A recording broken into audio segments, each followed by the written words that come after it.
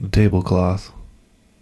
The brand new pastor and his wife, newly assigned to their first ministry to reopen a church in suburban Brooklyn, arrived in early October excited about their opportunities. When they saw their church, it was very run down and needed much work. They set a goal to have everything done in time to have their first service on Christmas Eve. They worked hard repairing pews, plastering walls, painting, etc. And on December 18, we're ahead of schedule and just about to finish. On December 19, a terrible tempest, a driving rainstorm, hit the area and lasted for 2 days. On the 21st, the pastor went over to the church.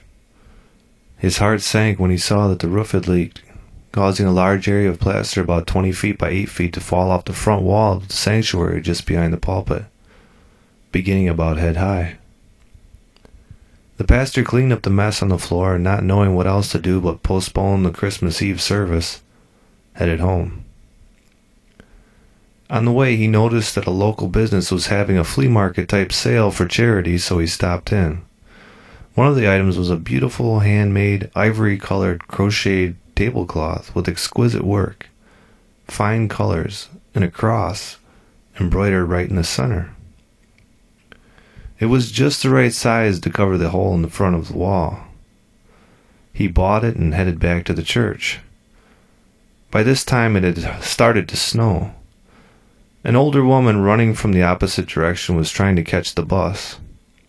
She missed it. The pastor invited her to wait in the warm church for the next bus 45 minutes later.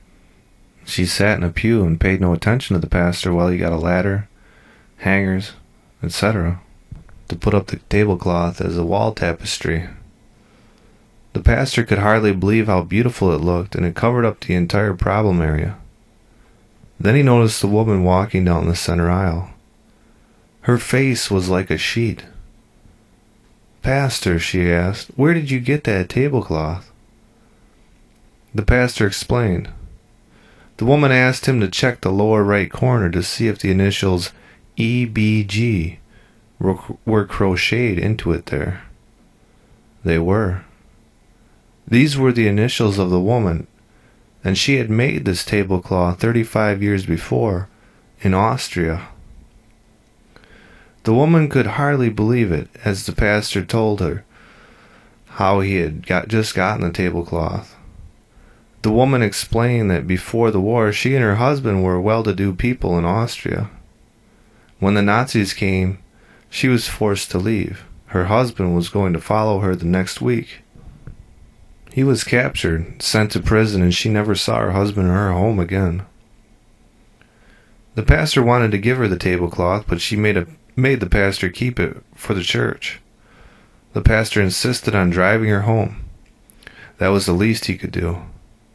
She lived on the other side of Staten Island and was only in Brooklyn for the day for a house cleaning job. What a wonderful service they had on Christmas Eve. The church was almost full. The music and the spirit were great. At the end of the service, the pastor and his wife greeted everyone at the door, and many said that they would return. One older man, whom the pastor recognized from the neighborhood, continued to sit in one of the pews and stare, and the pastor wondered why he wasn't leaving. The man asked him where he got the tablecloth on the front wall, because it was identical to the one that his wife had made years ago, when they lived in Austria just before the war.